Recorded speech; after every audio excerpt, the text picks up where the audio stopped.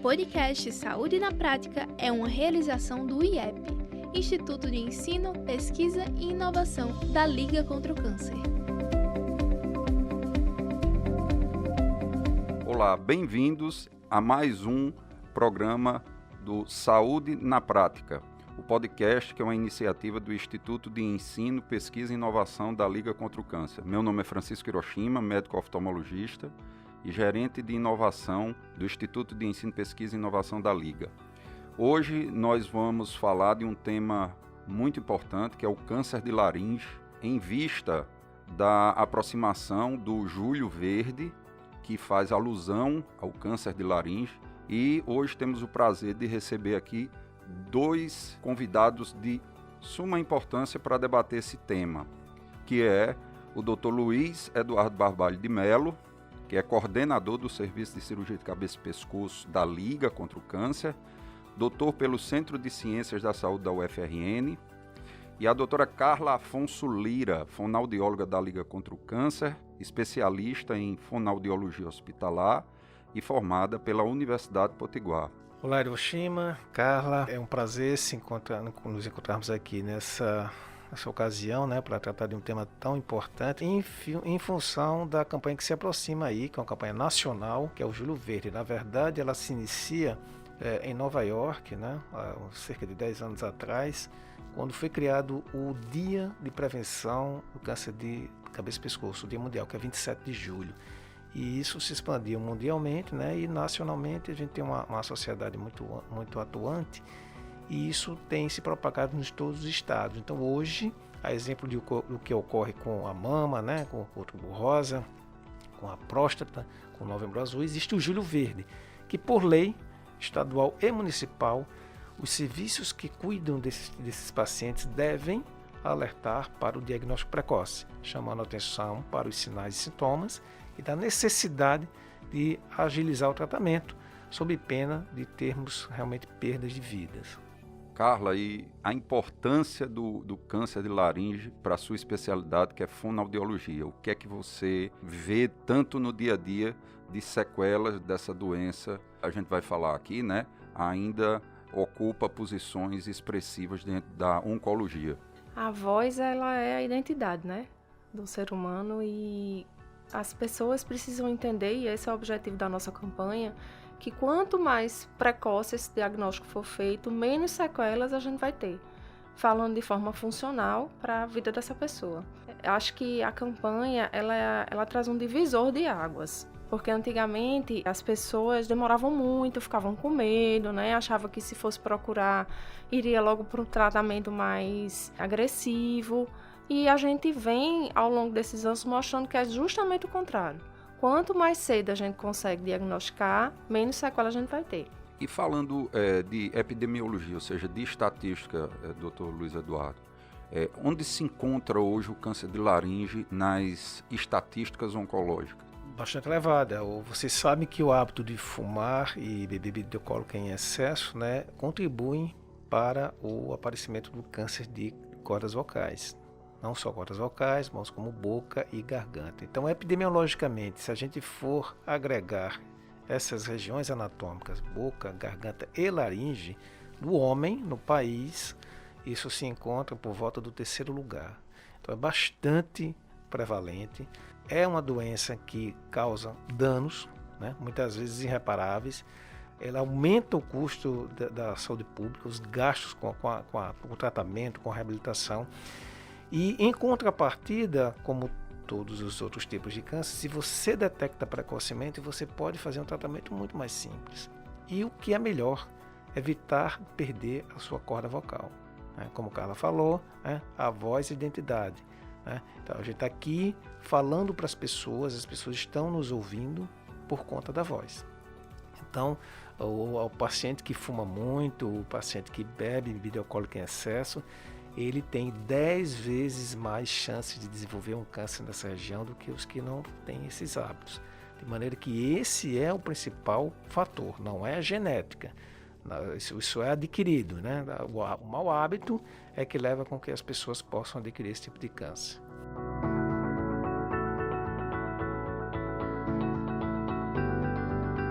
O O pessoal trabalha com audiovisual, Carla, diz que você pode ter até uma imagem ruim, mas um som ruim não, vamos dizer assim, fideliza a plateia. Então você concorda também que a voz da gente, como o Luiz Eduardo falou, é uma identidade, ou seja, o paciente sente isso quando perde após uma cirurgia de laringe? Você sente isso nos pacientes? Com certeza. A perda da voz é o maior impacto para aquele paciente, né? Muitas vezes é o chefe da casa, é quem determinava tudo dentro daquela casa e basta a gente imaginar. Você acordar num procedimento e simplesmente não ter mais sua voz. É uma consequência psicológica muito grande, né? São pacientes que geralmente já fumavam, já bebiam, aí junto com a abstinência disso daí, mas a perda de voz é uma caminhada, né? Que esse paciente vai ter que seguir agora para uma reabilitação completa. Por isso que, mais uma vez, eu enfoco, muito importante começar a ter sintomas, procurar uma avaliação médica. Muitas vezes o paciente inicia uma rouquidão, persiste nessa rouquidão e vai demorando e só procura quando a rouquidão já evolui para uma falta de ar ou para outros sintomas, né? Vocês entraram agora num assunto interessante, né? 2 pontos que eu queria chamar a atenção. Eu estou vendo que vocês estão batendo muito no alcoolismo e no tabagismo. Então a gente vê que são 2 fatores que têm que ser combatidos para diminuir o câncer de laringe, né? Mas eu queria que vocês falassem um pouco agora dos sintomas mais comuns e que na presença deles, com um diagnóstico precoce, você vai ter um resultado bem mais favorável. Quais seriam os sintomas mais comuns hoje? Isso, então, se você tem uma rouquidão que ela persiste por 30 a 60 dias... Sem causa aparente. Sem causa aparente, que não se resolve com anti-inflamatórios, né, com os remédios caseiros habituais, o que o médico clínico prescreveu. Se, além disso, começa a aparecer dor ao deglutir, eventualmente dor irradiada que se estende para o ouvido, aparecimento de caroços no pescoço, que são os gânglios, as chamadas ínguas popularmente conhecidas, né? São os linfonodos, que isso pode ser sinal de metástase, que é a disseminação da doença. Além disso, perda de peso. Então esse é um quadro que chama muita atenção para que possa estar acontecendo um câncer de laringe. Então isso obrigatoriamente tem que procurar um serviço médico. E a faixa etária, Carla, que a gente observa mais a incidência, seria pacientes mais com a idade mais avançada ou não? Eu acho que atualmente já se quebrou um pouco, né, doutor Luiz? Essa estatística que a gente tinha, que a prevalência era em homens, na faixa de 30 a 40 anos. A gente vê muitas mulheres também sendo cometidas pelo câncer de laringe e muitos pacientes jovens. Até porque, hoje em dia, as pessoas começam a beber e a fumar muito mais cedo, né? Eu acho que isso gerou essa mudança. E a gente falou, então, dos sintomas mais precoces, né? E que alerta para você procurar uma orientação médica para isso. E agora, eu tomei a iniciativa, eu estou com um sintoma, tomei a iniciativa de procurar um profissional. E aí, como eu dou o diagnóstico de câncer de laringe? Qual é o procedimento? Tem alguma coisa muito invasiva? Eu tenho que ter medo? Na identificação desse quadro que nós colocamos aqui, se dirigir a um hospital. Inicialmente, se você não tem acesso direto a um hospital terciário e a unidade básica de saúde, certamente a partir daí vai ser conduzido, vai ser encaminhado a um centro mais especializado. E aí o exame principal a gente denomina de laringoscopia, é a videolaringoscopia. Nós vamos olhar a sua corda vocal através de um sistema de ótica que não dói absolutamente nada. E ali a gente identifica claramente qual é a posição das cordas vocais, se existe alguma ferida, se existe alguma coisa que esteja impedindo a passagem do ar, para que a partir daí nós venhamos a propor uma biópsia, né? Como qualquer outro órgão do corpo. Quando você tem uma lesão, um tumor, você precisa remover um pequeno fragmento para dar o diagnóstico, se é câncer ou não, e a partir daí o tratamento. Então, basicamente, esse exame ele tem que ser feito um paciente que tem suspeita de câncer de laringe, a laringoscopia. E naturalmente o exame do pescoço, né? Eu falei aqui que eventualmente os pacientes podem ter caroços no pescoço. Então é importante que se faça a palpação do pescoço. Muitas vezes, por incrível que pareça, você tem um pequeno tumor na laringe, na corda vocal, e já aparece com um tumor grande no pescoço. Então não existe uma regra, às vezes isso acontece. Então tem que ser feito um exame regional bastante completo, bastante elucidativo, para que a gente possa então oferecer o melhor tratamento. Carla, eu não sei se você observou, a gente pode falar isso porque é notório, né? Mas recentemente o marido daquela Ana Hickman foi diagnosticado com um câncer, eu acho, de base de língua, né? E foi exatamente como o Dr. Luiz Eduardo está falando, né?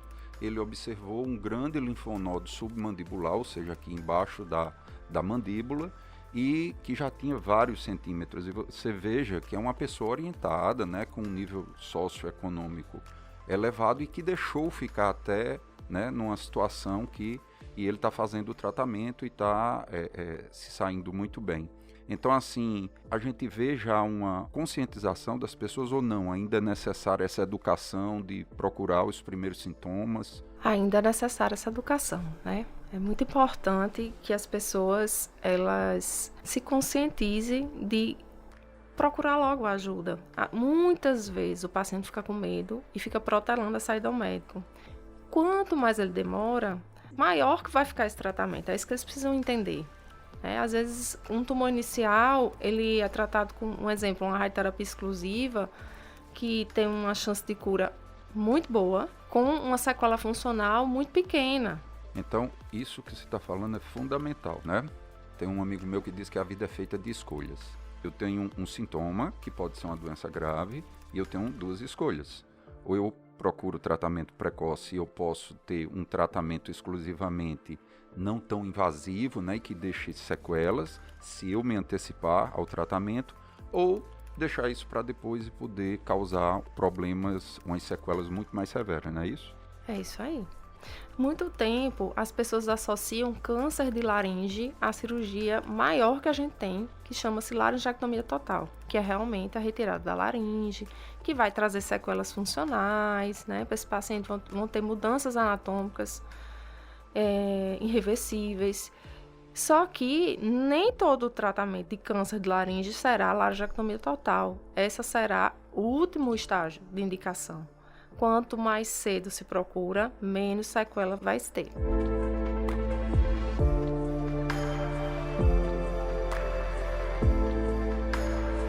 E hoje, Dr. Luiz Eduardo, a gente vê um aumento, uma estabilidade do número de casos, uma queda. Como é que está hoje e quais são as categorias de tratamento, como o Carla já iniciou aí falando sobre algumas? É interessante, Hiroshima, que as campanhas elas têm surtido um efeito fantástico, né? Você veja, para você ter uma ideia, quando antes da pandemia a gente chegou a fazer campanha que um mês depois apareceram vários casos iniciais no consultório, nos ambulatórios da Liga, especificamente, e nós podemos tratá-los com índices de 80% a 90% de cura, com certeza em 10 anos iniciais. Agora, aí você perguntou como é que está atualmente. Infelizmente, a pandemia causou um dano que a gente não tem ideia. Um retardo, né? Então nós estamos recebendo os pacientes com atraso de diagnóstico, com tumores mais invasivos. Nunca se fez tanta laringectomia total, que é isso que Carla colocou, a retirada de toda a laringe, em tão pouco tempo.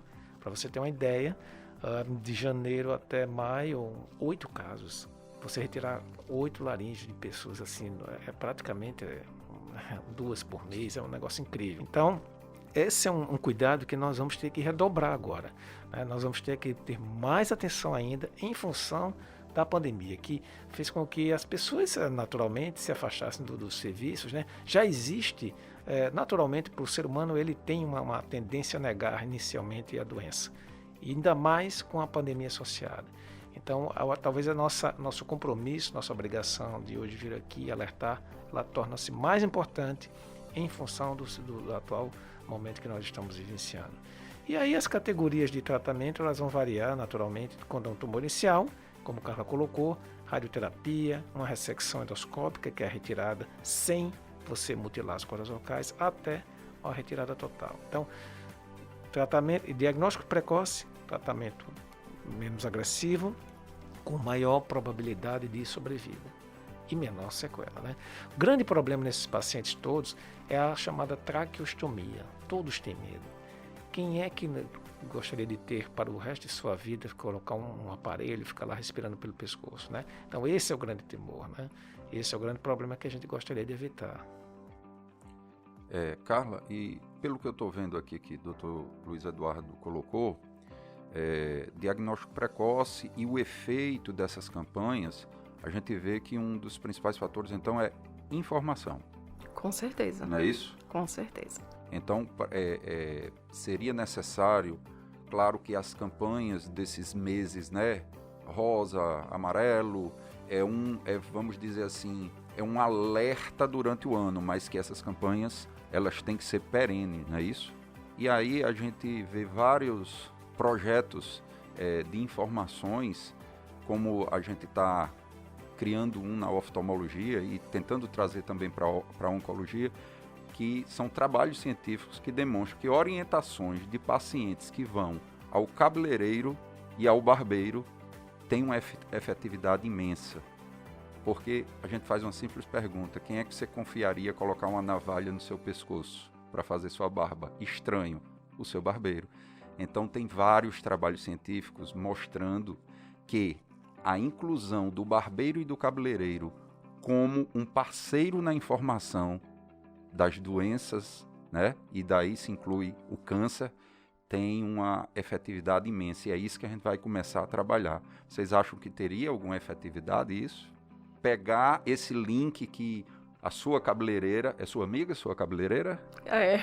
Não é? Então você veja que interessante ela trazer uma informação para você, se você não fosse fonoaudióloga, ela confiaria em você. Então isso é um link muito interessante e que o mundo está criando. Já tem várias ONGs direcionadas para depressão, para doenças oculares e por que não na oncologia?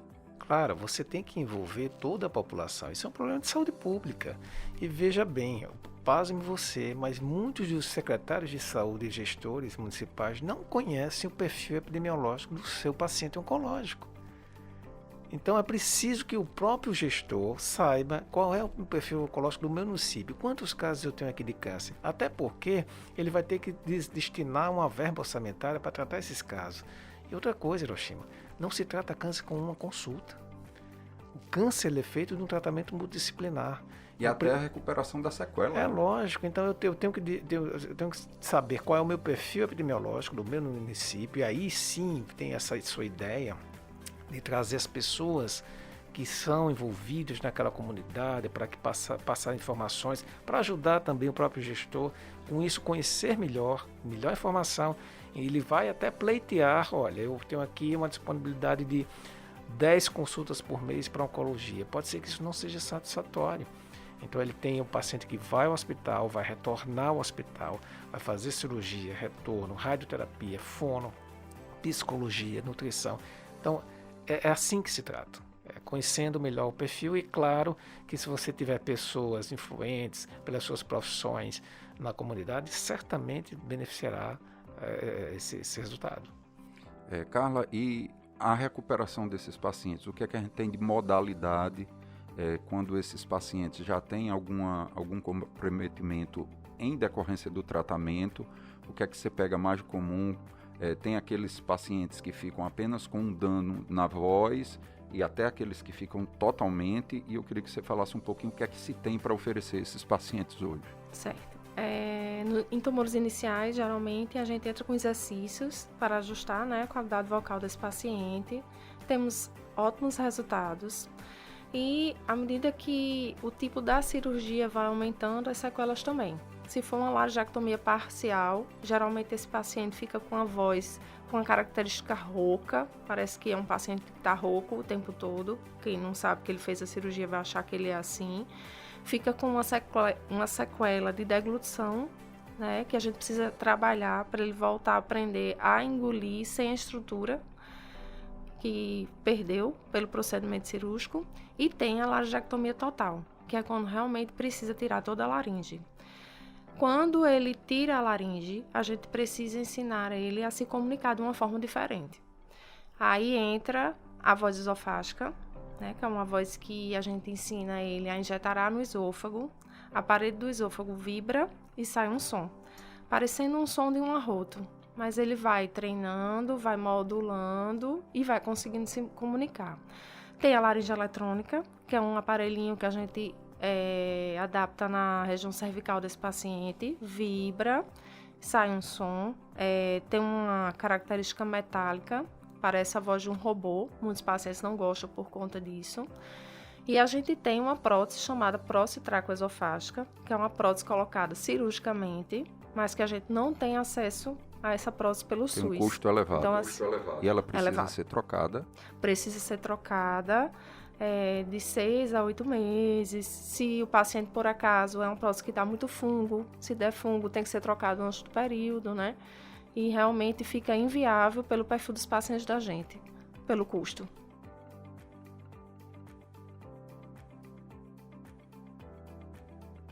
Então hoje, Dr. Luiz Eduardo, vamos dizer que eu vou lhe dar uma única opção para combater o câncer de laringe.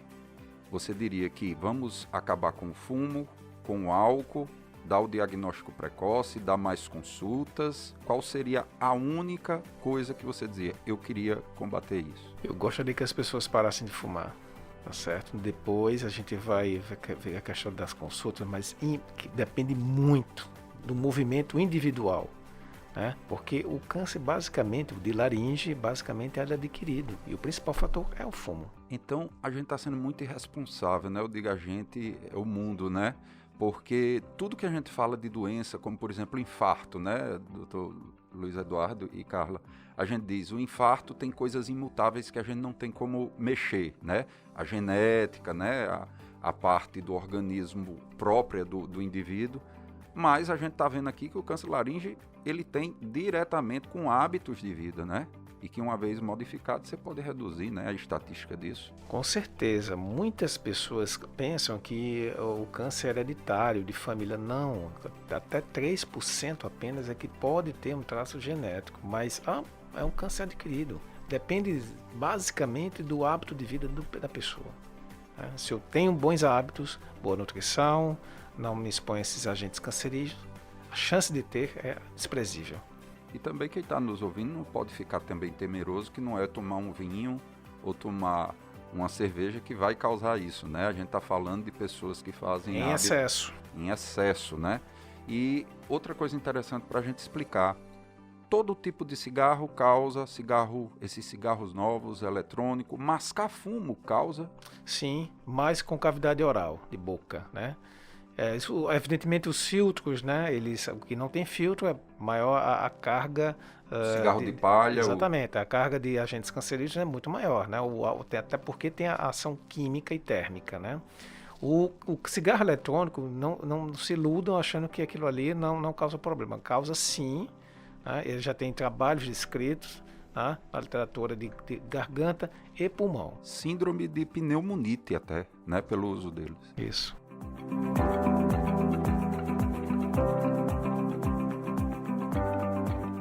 Carla, e me diga aí, os seus pacientes que você vê no dia a dia lá, que você deve pegar paciente tanto já pós-cirúrgico, mas também pré-tratamento, né? Para preparar o paciente. Me diga como é essa rotina lá.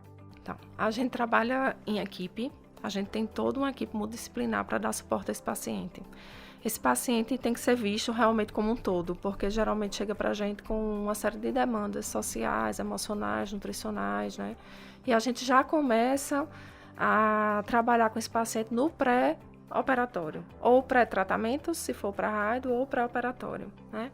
A gente já começa a orientar o que é que vai acontecer com esse paciente, para ele começar a ir entrando em contato com as mudanças que vão vir a ocorrer com ele, né, dando suporte para ele se recuperar melhor, para a gente tentar ter uma melhor recuperação pós-procedimento. No pós-operatório imediato, a gente também acompanha esse paciente quando está lá internado e depois para reabilitar em si. E a mesma pergunta que eu fiz para Dr. Luiz Eduardo, eu queria fazer para você. Você, na sua área de fonoaudiologia, se eu fosse um gênio de uma lâmpada e pudesse fazer um único desejo para você resolver um grande problema dos seus pacientes, o que é que você acha que seria? Já que o Dr. Luiz Eduardo escolheu o fumo, eu vou escolher o diagnóstico precoce. Diagnóstico precoce. Com certeza ia fazer Porque toda aí a diferença na minha reabilitação. você E a não gente se precisaria, complementa, né? Exatamente. Agora eu queria que vocês falassem um pouquinho da proximidade, né, do Júlio Verde, né? O que é que se tem de as sociedades, eu creio que as sociedades cabeça e pescoço, fonoaudiologia, né, se reúnem nesse período para fazer algum organograma. Existe esse organograma? Sim, é naturalmente adaptado à nossa vida atual, virtual, online, né? Então, é por isso que a gente se utiliza bastante de momentos como esse, né? Para levar a palavra ou o vídeo, né? De como a gente consegue chegar ao diagnóstico precoce. Em outros tempos, as campanhas eram presenciais, com exames, enfim, aulas mais presentes, especialmente na periferia, né, junto a municípios do interior do estado. Mas agora vamos se utilizar dos mecanismos audiovisuais que nós podemos propagar através dessas plataformas, né, para que a gente possa levar uma informação, né, como você colocou aqui no início, a palavra é informação. Hoje, nesse cenário atual, você promove uma campanha informando. É isso que a gente vai fazer, é isso que vai acontecer no país inteiro esse mês de julho, pelas sociedades e especialidades, né? Buscando levar informação para que as pessoas tenham acesso, né? Acesso a uma pessoa que está lá no Seridó, no Oeste, né? Detectar, saber que é possível chegar. Hoje os canais de chegada são mais ágeis, são mais fáceis. Existe hoje triagem online na Liga contra o Câncer. Você tem, se tiver um sintoma, você pode entrar em contato, né, através da Liga, dos canais de transmissão, e a gente consegue atender rapidamente. Não haverá retardo no atendimento. Isso é um compromisso nosso. Eu vou complementar um pouquinho. O câncer de cabeça e pescoço é um câncer que se difere um pouquinho dos outros porque é uma mudança que está no rosto. Né? É muito visível, tá ali na cara. E ainda mais se atingir a voz também. Exatamente, ou tá na cara, ou tá na voz, assim, é uma coisa muito... Quanto mais informação a gente tem sobre ele, seja no pré ou seja no pós-tratamento, a gente ajuda os nossos pacientes também, né? Porque o pós é muito difícil. Às vezes tem paciente que me relata, olha, eu saí para comprar o pão, a padaria inteira olhou para mim. E eu não consegui comprar o pão, porque eu fiquei tão envergonhado. Isso vai do preparo também, né? Emocional. Isso demanda muito emocionalmente do paciente também. Né? E a gente precisa reabilitar essas pessoas para a vida, para eles continuarem vivendo. Verdade. Então, eu acho que o bate-papo foi fantástico, bastante esclarecedor. Quero dar os parabéns a vocês pelo Júlio Verde, que a gente vai entrar agora, e espero que surta bastante efeito, ainda mais por esse retardo que a pandemia causou, né, em todos os segmentos, que a gente sabe disso. Na minha especialidade também não é diferente. E queria deixar o microfone aberto para vocês fazerem, vamos dizer assim, uma convocação para o pessoal se conscientizar do Júlio Verde, né, e agradecer a presença de vocês.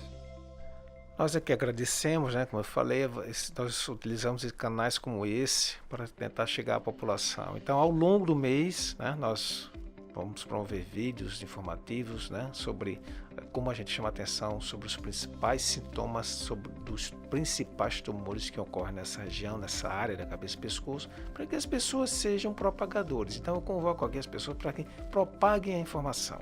Isso é o mais importante. E muito obrigado mais uma vez. A gente agradece, né, a oportunidade, pede que fiquem atentos, aparecendo sintomas, procurem, né, quanto mais cedo, mais benefícios. Obrigado, Luiz Eduardo e Carla.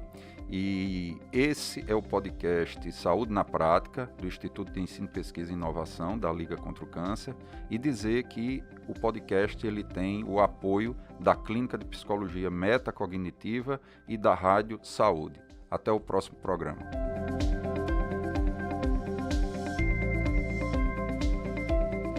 Esse podcast é produzido pelo IEP, o Instituto de Ensino, Pesquisa e Inovação da Liga contra o Câncer, que é referência no estado do Rio Grande do Norte, além de ofertar cursos de capacitação, pós-graduação e cursos livres, oferece ainda visitas técnicas, estágios curriculares e programas de residência. Sem falar na área da pesquisa, formada por uma equipe multidisciplinar dedicada à investigação na área oncológica. Temos ainda a inovação, que tem como objetivo fomentar ideias, resolver problemas e impulsionar processos, além de promover a formação e capacitação de novos empreendedores. Para mais informações, acesse o site instituto.ligacontraocâncer.com.br.